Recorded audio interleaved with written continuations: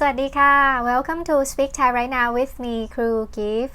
In this video, you will learn how to say, Can you repeat that? พูดอีกครั้งได้ไหม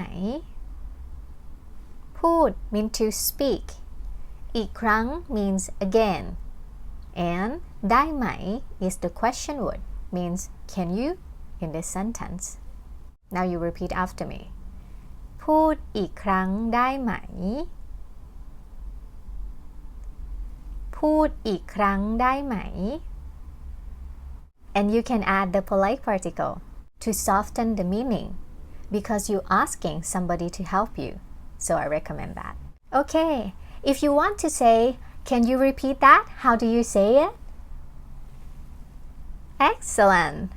If you like learning Thai with us, follow our channel and see you in the next video. สวัสดีค่ะ Bye!